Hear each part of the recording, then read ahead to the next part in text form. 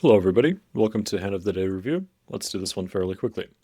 So, quick recap of the spots. We are playing as Cutoff against Button, and Button is described as a weak, fishy reg who takes many weird lines often, both with bluffs and with value.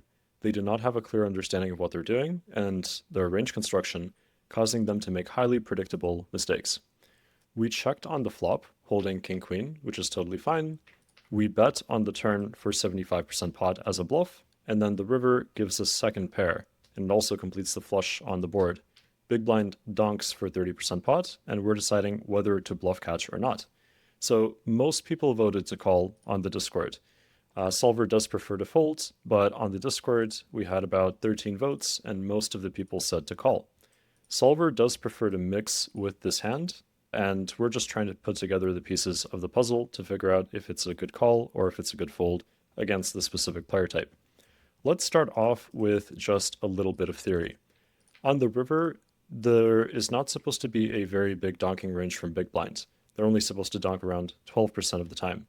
If we look at the different cards where they are supposed to donk, you'll notice that there is much more of this happening on the 6, the 7, the 8, or the 9, or the ace. I think the ace is fairly self-explanatory. There's a decent amount of donking on top card pairing cards in this specific line because we're supposed to bet a decent amount of our top pairs, whereas they're going to check call with a large number of them, right? So they're just going to gain a few more top pairs if we switch over to the ace, for instance, or trips, I suppose.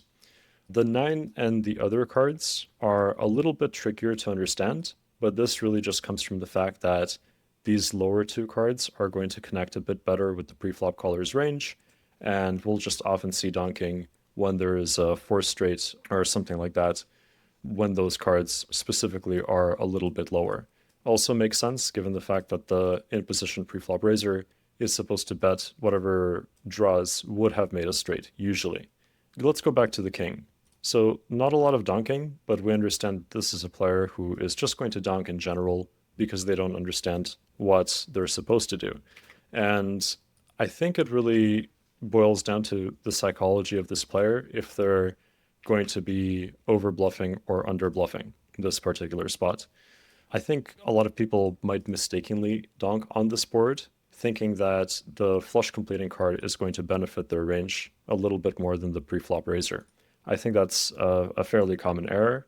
It's definitely one that I've made before in the past, and it might be what this player is trying to think. Alternatively, if they really are a very, very fishy player and a very fish reg who is very new to the game, then the donk doesn't mean anything.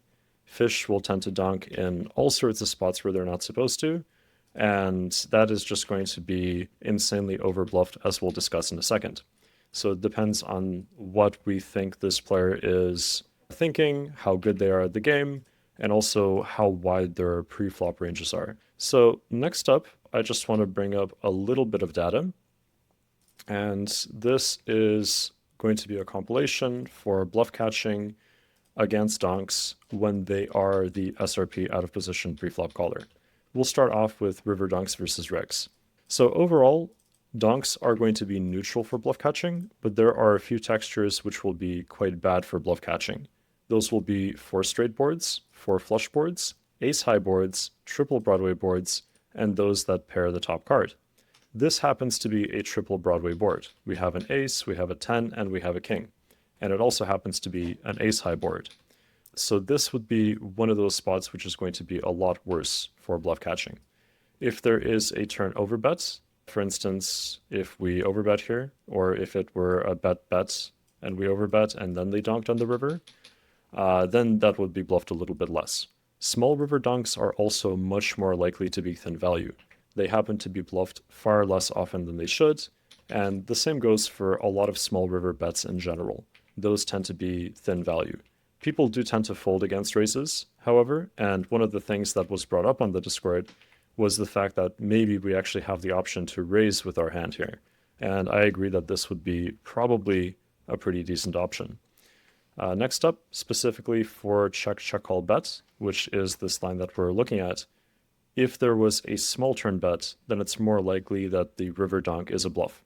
I think people perceive small turn bets to be quite weak, and therefore they might be willing to take advantage of that by donking with bluffs. At least the aggressive players would. In terms of player type, passive regs, as almost always, will tend to underbluff, whereas more aggressive regs will tend to overbluff.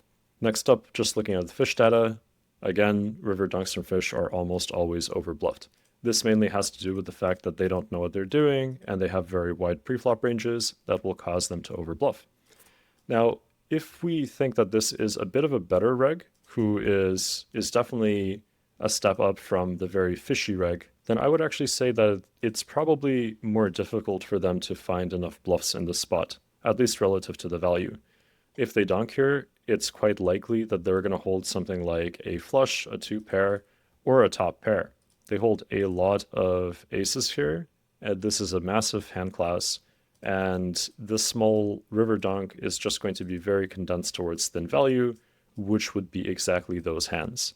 Looking at their bluffs, they don't have very many here. The board is naturally going to block many of them because it is that triple Broadway board, especially with the ace. It's just going to block all of these hands that would have been bluffs if it were a king high board or something else like that. And if they have the tendency to donk with too many weaker top pairs, or stronger top pairs for that matter, it will be difficult for them to find enough bluffs. They would have to bluff quite often with low pairs. Now, if they are a bit more of a very fishy player and they're a little bit newer to the game, or they're the type of crazy kind of player who would make this weird bet with 7-6 or pocket eights, then I think that bluff catching is going to be more than fine. And this is a bit of an open-ended description of the player. So I think just given this note, I would say that everybody answered correctly who voted to call. I would probably vote call given this information. But ideally, if you are playing in-game and you encounter this situation, you want to carefully consider, is this a player who's going to have a very wide range and is going to maybe bluff with weak pairs? Or is this somebody who's just always going to take this line with two pair or a top pair and not bluff often enough? And if that's the case, we could always talk about raising. Raising could be a very good option, probably far better than folding. So definitely don't get caught up with the fact that the bet is small.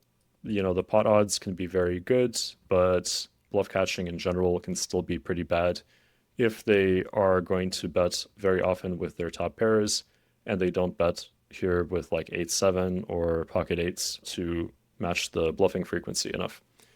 That's about it for this hand of the day. I hope you guys enjoyed the analysis, and I will see you in the next one.